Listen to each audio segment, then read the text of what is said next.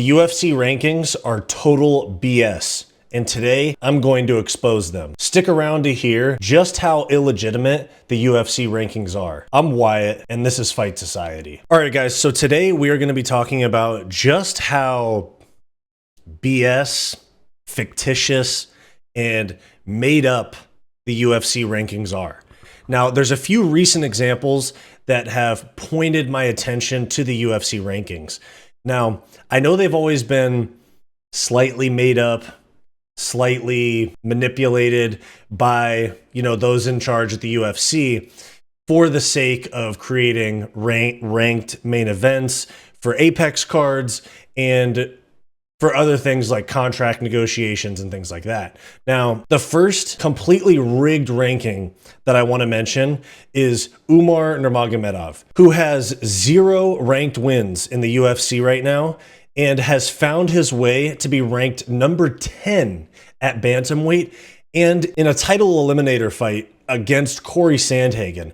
So he could go from 0 ranked wins to beating Corey Sandhagen and getting the next title shot after Merab Dvalishvili. This is the Dagestani privilege that I have talked about in some of my other videos. It is just not logical. It's not fair to the other fighters that have many ranked wins. It's not fair to people like Jose Aldo who have 4 or 5 ranked wins and come out of retirement and dominate a ranked opponent in Jonathan Martinez and only get ranked 8th.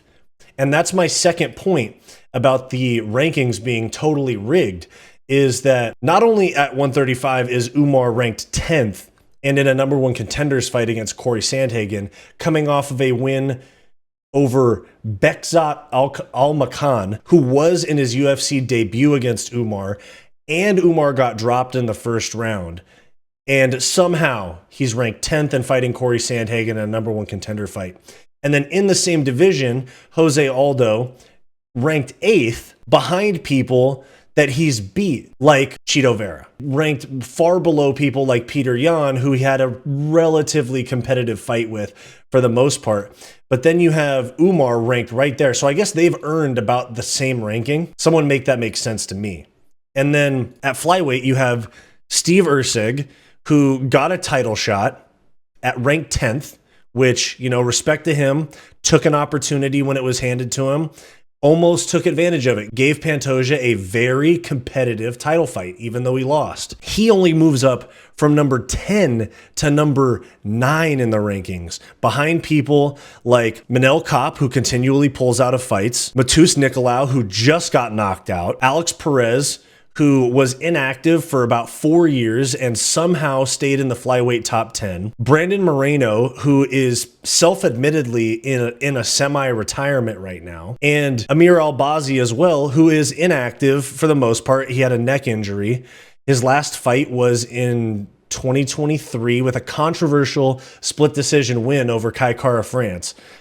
So Steve Erceg also getting screwed in the rankings. Then you have Max Holloway, who viciously KOs the number 3 lightweight in the world in Justin Gaethje, and he enters the rankings at number 9 at lightweight. And I always thought it was if you beat somebody, you took their place in the rankings, but Max Holloway comes in 6 spots below the guy that he just dominated for 5 rounds and then KO'd at the buzzer at UFC 300. And at the same time, just for no reason, Michael Chandler moves up a slot and Beneil Dariush moves down a slot. They switch places at 6 and 7. That kind of tells me that they want Conor McGregor to beat Michael Chandler and then be right there in the title conversation at 155, because I think UFC 302 is something of a retirement for Dustin Poirier. Moving on from just the nonsensical rankings that these fighters get after big wins or high rankings that they keep after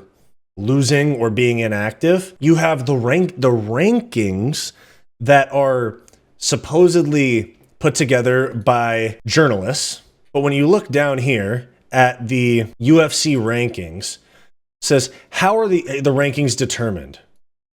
Rankings are generated by a voting panel made up of media members. The media members were asked to vote for who they feel are the top fighters in the UFC by weight class and pound for pound. A fighter is only eligible to be voted on if they are in active status in the UFC. And that's obviously not true based on the people that have kept rankings while being super inactive. Tatiana Suarez, Dominic Cruz, Alex Perez. And it says a fighter can appear in more than one weight division at a time. The champion and interim champion are considered to be in the top divisions of their respective divisions and therefore are not eligible for voting. However, they can be voted on in the pound for pound rankings. And right here, you see it has the rankings panel media members. And I have found someone on a UFC Reddit post that actually was able to do a little bit of background research on the people that are involved in this. So the first one listed is Kayhan Honolulu, Khon. It was the only MMA content on there was outdated PFL and One Championship news and otherwise general purpose local news in Hawaii. MMA Odds Breaker seems legit, active with a lot of recent articles and podcasts. And then CFMU 93.3, which appears to be a university broadcast station for McMaster University in Canada.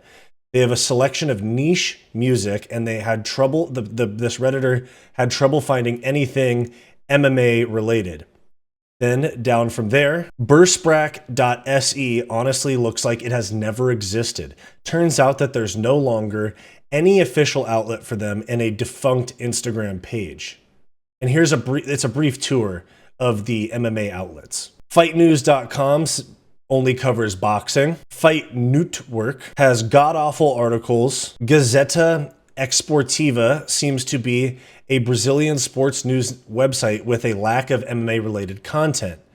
It's mostly soccer content and very few MMA, if any. Then you have Cherokee Scout is a local newspaper in Cherokee County, North Carolina. It reads like a sleepy local paper with the sports section mostly covering high school sports. Burbank Leader is a lot of the same local newspaper. MMA Weekly claims to be the largest MMA site independently. This may seem promising until you see half of the articles on the front page are about Jake Paul, and they have a dedicated Ring Girl gallery on the navigation bar of the website. Classy stuff. KIOZ 105.3 is a San Diego rock music station. Vladisport is a similar story, and it's gone. And then Top Turtle MMA does exist and is a podcast, but I actually looked into that one. And they have about 1,000 followers on Instagram. Their posts get like between 0 and 10 likes. So I don't know how they ended up being a part of the rankings committee for the UFC. And then there's a couple other ones. Basically, Kimura.se is a Swedish publication. MMA Soldier is a very dry, empty website. So I find this really interesting because, in my opinion, all of those have nothing to do with the UFC rankings.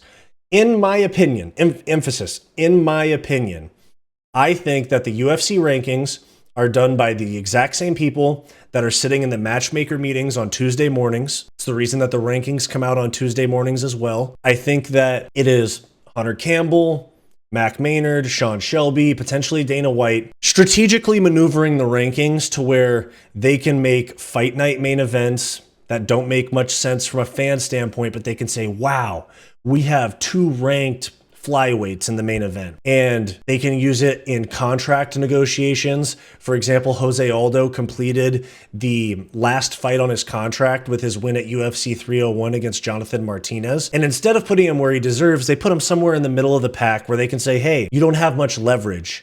You can work your way up towards a title shot if you re-sign, but they're not going to put him at like 3rd or 4th where he probably deserves to be, because then he can say, I'm a number 1 contender, or I'm a top contender.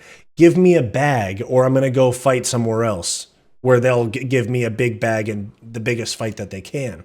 So that's my thoughts, guys. I think that the UFC rankings, wildly fabricated. They're not voted on by actual journalists or media members, in my opinion, or a computer system in the way that college football used to have the BCS, and now they have the college football playoff committee that votes on the rankings. It's in my opinion, just a totally made up process so that the UFC executives and matchmakers can maneuver the optics of how strong a division is, the contract negotiations, who they want to get a title fight, etc. So that's my thoughts on the UFC rankings.